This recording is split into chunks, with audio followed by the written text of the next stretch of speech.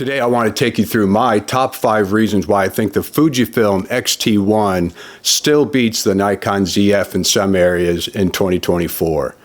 So I know that sounds clickbaity, but stay with me and I think you'll understand when we reach the end. In case you're not familiar with these cameras, the Nikon Zf was originally released in 2023.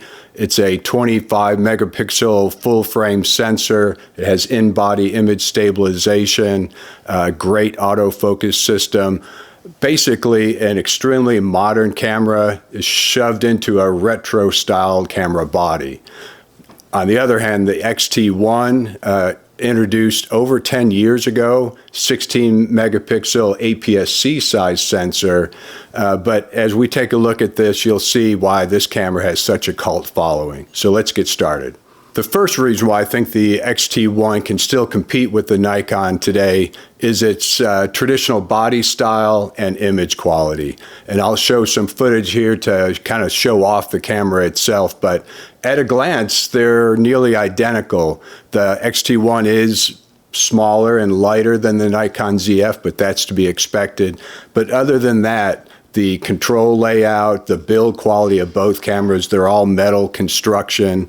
So very, very durable cameras, and they actually feel great in the hand. So if you're looking for that traditional film SLR style that gives you access to all the controls in a camera body that you'd be proud to own, I think both of those meet those qualities. So the next item is manual controls. Both cameras feature all of the manual controls necessary for you to adjust the exposure triangle. So shutter speed, ISO, and aperture.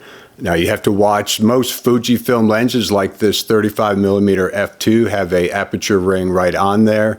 If the lens that you're using on either system doesn't have that, then you will have to resort to using a dial. But it's great. It's a great way to learn manual photography because you have that access to those controls without having to dive into a menu.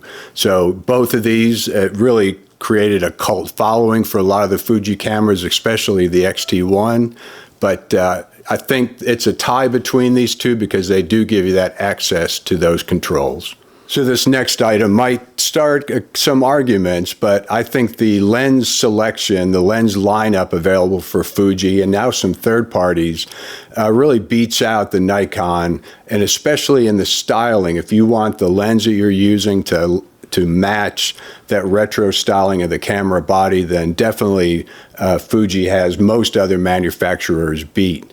I'm especially a big fan of their small light f2 primes like this 35mm f2. They have a 23mm as well. And they also have what is commonly considered one of the best kit lenses ever made with their 18 to 55 2.8 to f4. So a really great sharp lens. It's been updated recently. Mine is still the original one, still works great today. Most of their lenses are full metal construction and weather resistant. So that's a great ability to have. So in my opinion, I think the Fujifilm lens lineup for these types of cameras beats out the Nikon. All right, so the next topic is body size and weight. The Nikon coming in about 38% more than the X-T1. Although the design of the two bodies, there is a significant difference in that weight and also the size, with the Nikon probably being another 15–20% larger overall than the X-T1.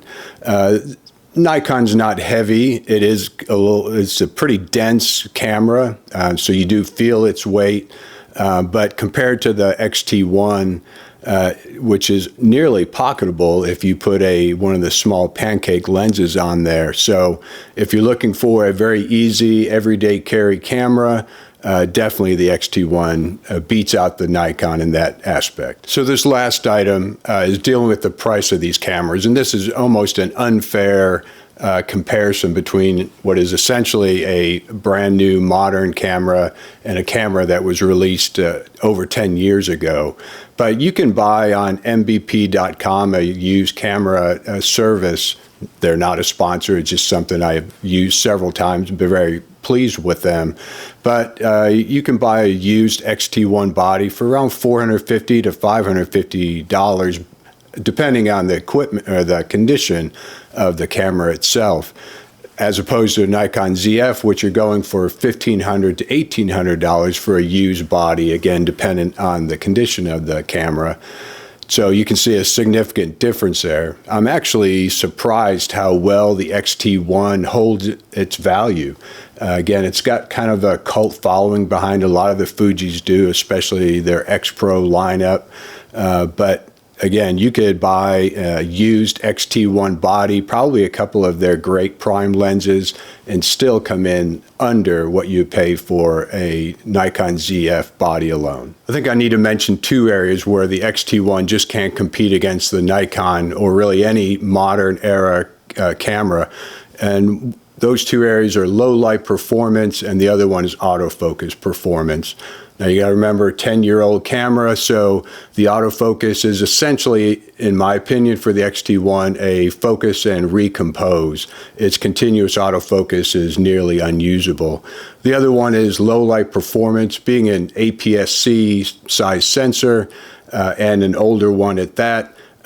As you crank up the ISO to get a good exposure in low light, you're going to introduce quite a bit of noise into your image as well. So not bad for black and white photography, but not so much for color. Both of those are not deal breakers in any way. You just have to make sure you understand that those are two factors that you'll have to deal with. Okay, so those are my 5 reasons why I think the X-T1 competes against the ZF. Obviously, I'm a fan of both of these cameras. I own both of them, and I'm definitely not trying to convince you that the X-T1 can put up a fight against the Nikon. What I will say is I think the X-T1 remains very relevant, fun to use, and a very creative photographic tool, even after that time frame that it's been out. So I know there are a bunch of fellow X-T1 users out there. I'd love to hear your comments and any feedback. And I'm supposed to say this, but if you like what I'm doing, subscribe, like, and comment below. Thanks.